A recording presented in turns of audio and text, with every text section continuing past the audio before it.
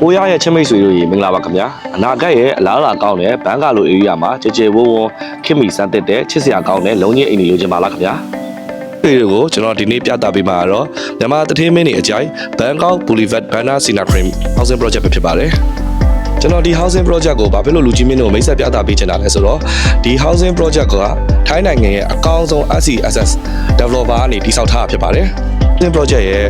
villa တွေမှာလူကြီးမင်းတို့အတွက်ရွေးချယ်စရာ၄မျိုးရှိပါတယ်ခင်ဗျာ218 square meter 232 square meter 299 square meter 360 square meter ဆိုပြီးအသီးသီးရှိကြပါတယ်ဒီ villa လေးကိုပိုင်ဆိုင်ခြင်းနဲ့ဆိုရင်တော့ထိုင်းငွေဘတ်ဆက်တန်းကနေစပြီးရှိမှာဖြစ်ပါတယ်ခင်ဗျာကျွန်တော်ဒီနေ့လူကြီးမင်းတို့ကိုမိတ်ဆက်ပေးမယ်ဒီ villa လေးကတော့လေးခုထဲမှာမှအကောင်းဆုံးနဲ့အကြီးဆုံးဖြစ်တဲ့360 square meter ရှိတဲ့ villa လေးပဲဖြစ်ပါတယ် main entrance ကနေဝင်လာပြီဆိုတာနဲ့ဒီလိုကျယ်ဝန်းတဲ့ဧကန်ကြီးရှိမယ်အဲ့ဧကန်ကြီးကိုထပ်ပြီးထူးဆန်းလာမိတ်ဆွေတို့အလုံးလုံးမလားဒါမှမဟုတ်တကယ်ချင်းနေနဲ့ AC စကားထိုင်ပြောမလား double living room ပုံစံမျိုးကြီးဖန်တီးထားတယ်ဒီဗီလာလေးရဲ့အာသာချက်ကဗီလာစုများရဲ့လူတွေအတွက်အဓိကဖန်တီးထားတာမဟုတ်လို့ဒီလိုမျိုး dining area မှာလူ10ယောက်လောက်ဝိုင်းစားမယ်ဆိုရင်တော့မှထိုင်စားမယ်ဆိုရင်တော့မှကြဲဝန်းလွတ်လပ်နဲ့ AC စားလို့ရတယ် AC ချိလို့ရတယ်ဗီလာကြီးတစ်ခုလုံးကတိတ်ပန်နော် smart home system ဖြစ်တာမလို့ဒီတိမ်လုံးကိုဒီကနေပြီးတော့မီးဖွင့်မလားမီးပိတ်မလားတကားဘုတ်ဖွင့်မလားတကားဘုတ်ပိတ်မလားအကုန်ထိုင်ပြီး control လုပ်ရတယ်တကယ်လို့ဖုန်းနဲ့ control လုပ်ချင်တယ်ဆိုဒီ application က down ပြီးတော့ကိုယ့်အိမ်ကိုချိန်လို့ control လုပ်ရမယ်အခုလို့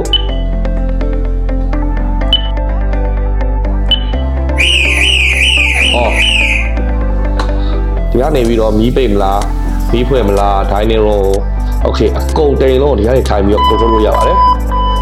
โอเคဒီနားမှာဆိုရင်တော့ကျွန်တော် wine နေတမိုးရှိရဲ့ air plane နေတကယ်လို့အလှထားခြင်းနဲ့အလှသိမ်းခြင်းနဲ့ဆိုလဲ space လေးတစ်ခုရှိတယ်โอเคဒါကတော့အိမ်ရှင်မတွေအကြားမြို့ကြောင်ဖြစ်ပါတယ်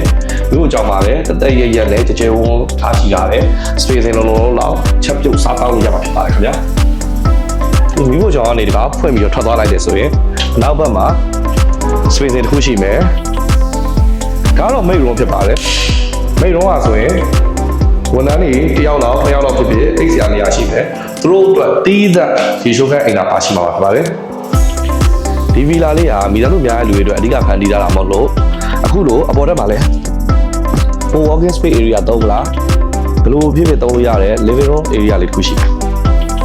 okay ဒါကတော့ master bedroom ပုံစံထဲမှာပါကျွန်တော်ပထမဆုံးပြရမယ် master bedroom ဖြစ်ပါတယ်ခင်ဗျာဒီဘက် master bedroom မှာတော့ veranda ပါမယ်ပြီးရင်နှစ်ယောက်အိတ်တွင်ကြဲဝန်းထားလို့ရမယ်ပြီးတော့အဝတ်အစားတွေလုံလောက်ထားလို့ရအောင် space တွေရှိမယ်မိန်းကလေးတွေအတွက်ဘာညာဒီလိုမိန်းကလေးလှကြိုက်တဲ့မိန်းကလေးတွေအတွက် makeup counter တွေပါလည်းထားလို့ရမယ်ဒါကတော့ master bedroom ဆိုတာလည်းအညီအိမ်သာရှိုးကအတွင်းရဲ့ကိုချေဝန်းပါရှိမှာဖြစ်ပါတယ် okay ဒီခါထွက်လာရင်ဒီဘက်မှာ veranda ရှိမယ်ဒီ veranda ကြီးအကျယ်ကြီးပဲအဝတ်လမ်းမလားဘာလမ်းမလားကြိုက်တာလမ်းလို့ရတယ်ပြီးတော့ဒီဘက်မှာချေးလို့ရမယ့်နေရာလေးတွေလည်းရှိတယ်ဖုန်းထွက်ပြောမလားစလိထွက်တော့မလားအလုံးထွက်လို့မလားကျဲကြီးပဲကြိုက်တာလို့ဒါကတော့နောက်ထပ် master bedroom တစ်ခုဖြစ်ပါတယ်ဒီ master bedroom လေးရတယ်ခုနအခန်းနဲ့ square feet အတူတူပဲဖြစ်ပါတယ်ဒီ master bedroom လေးကဟိုဘက်ကလည်းမတူပဲနဲ့ယောက်ျားလေးတွေအကြိုက်ပုံစံလေးဖန်တီးပေးတာပေါ့နော်ဒီမှာဆိုကျွန်တော်တို့ walk-in area ရှိမယ်ဒါမှမဟုတ်လည်း game saw တက်တဲ့သားတွေအတွက် game saw လို့ရတဲ့ area ပေါ့နော်ကျဲဝရိုးလောက်အကျယ်ကြီးအကြီးကြီးထားလို့ရမယ့် space တွေလုံးလောက်ရှိပါတယ်ခင်ဗျာပြီးတော့နှစ်ယောက်ရဲ့ကတင်ကလည်းချက်တဲ့မဟုတ်ပဲနဲ့လုံးဝချက်ဝန်းအိတ်ဆက်အနားယူနေမှာဖြစ်ပါတယ်ကျွန်တော်အခုထပ်ပြပေးမယ်အခန်းကတော့ဒီအိမ်ရဲ့အကြီးဆုံးအကောင်းဆုံးနဲ့အကျယ်ဆုံးဖြစ်တဲ့ master bedroom ဖြစ်ပါတယ်ဒီ master bedroom ရဲ့အခန်းထဲမှာတော့ဒီလိုမြများနှစ်ယောက်ထိုင်လို့ရတယ် sofa ပါမယ်တာမီအကြောင်းတွေးမလားနှစ်ယောက်စီးပွားရေးအကြောင်းပြောကြမှာ easy ထိုင်လို့ရမယ်ပေါ့နော်ပြီးတော့ဒီအခန်းထဲမှာဆိုရင်ဒီလိုချက်ဝန်းဒီလို TV setup တွေလုပ်လို့ရမယ်ပြီးရင်ဒီလို veranda ပါမယ်ပြီးတော့ဒီမှာကြဲဝန်းနဲ့ကြီးမားမားတကယ် care side bedroom တွေကိုတကယ်လွတ်လပ်လေးကိုထားလို့ရတယ်။အဲ့မှာတော့ closet room ကိုတည်တံ့ပါရှိတာဖြစ်လို့လူကြီးမင်းတို့စိတ်ကြ design ပြင်ဆင်ပြီးတော့မိတို့ရဲ့တန်ဖိုးရှိတဲ့ပစ္စည်းတွေ privacy ပစ္စည်းတွေကိုစိတ်တိုင်းကြတသက်ရက်ထားလို့ရပါတယ်။အကြီးဆုံးနဲ့အကောင်းဆုံး master bedroom ဖြစ်တာနဲ့အညီဒီခန်းထဲမှာပြင်ဆင်တစ်ခုပါမယ်။အခုလိုလက်တက်လည်းတော့ဖြစ်ပါတယ်ခင်ဗျာ။ဒီ master bedroom ကြီးက veranda ပါတယ်။ runner ကလည်းကြဲကြဲဝန်းရှိရဘယ်တော့ကြဲဝန်းရှိလဲဆိုအခုလိုမိသားစုလိုက်ကြီးချေးလို့ရမယ် spacing တစ်ခုကိုရှိနေတာအခုဒီ spacing ကြီးနေရာဝေးမှာဆိုရင်မိသားစုလိုက်ချေးမလားဒါမှမဟုတ်လင်မယား2ယောက်တည်းစကားတွေပြောကြမလားလူချင်းမင်းစလိတ်ပဲထွက်တော့မလားအဆင်ပြေတယ်ဒီ runner ကြီးပေါ်မှာတစ်ပင်ပန်းပန်းလေးကြိုက်တဲ့လူတွေအတွက်အခုလိုတစ်ပင်ပန်းပန်းလေးတွေအလှဆိုင်လို့ရတဲ့အတွက် spacing ကြဲကြဲဝန်းရှိတယ်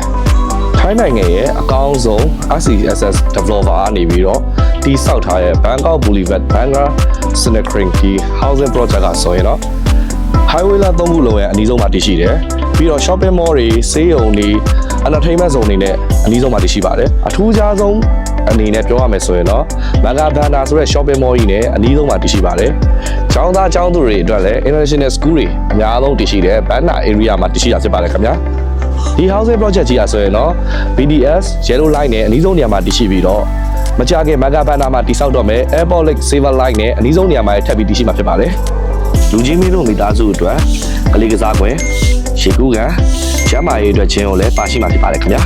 ဒါကြောင့်ကိုယ့်အတွက်ဖြစ်လာမယ်အင်ကောင်းလှလှလေးကိုလက်မလွတ်လိုက်ရအောင်လို့ 100% စိတ်ချရတယ်ပိုရနေတာအများဆုံးစွတ်တက်လိုက်ပါခင်ဗျာ